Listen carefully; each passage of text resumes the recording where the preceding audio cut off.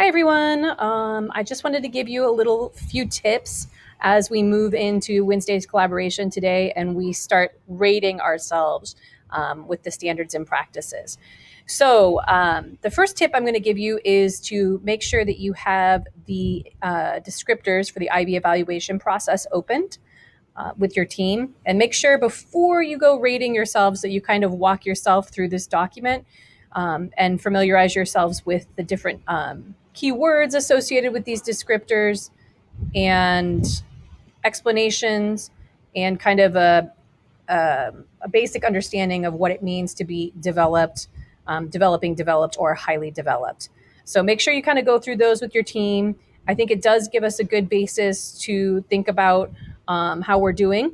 Sometimes we rate ourselves pretty tough, and then we realize when we go back that maybe we actually are doing these things after all. So the first tip is to make sure you go through the IB descriptors as a team and before you start going in there and thinking about rating yourself.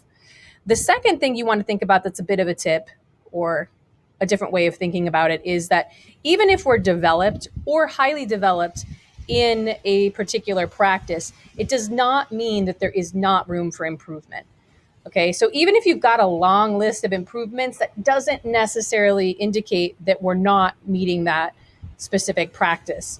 It just means that there's always room for growth. And the important thing to keep in mind about the IB evaluation as well as WASP is that this is a continuous cycle. As a school, we're always going to be striving to get better and improve. Even if we were highly developed, we would always have ideas for where to go next and how to grow. Okay, so keep that in mind. The third tip I kind of wanted to talk to you about is when you're rating yourself, make sure you're rating the overall practice and not getting too bogged down in the individual requirements.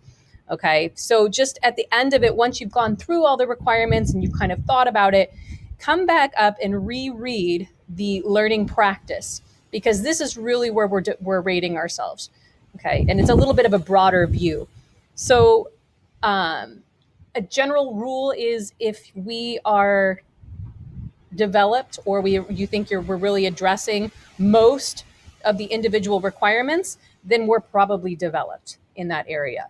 So just kind of keep that in mind. So even if there's a couple in there that you're like, if there's 5 total and maybe there's 1 or 2 where we're not sure if we're totally hitting those, we're probably in the developed range.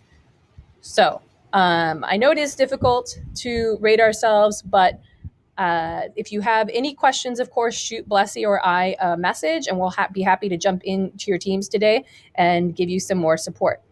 Thanks so much, guys.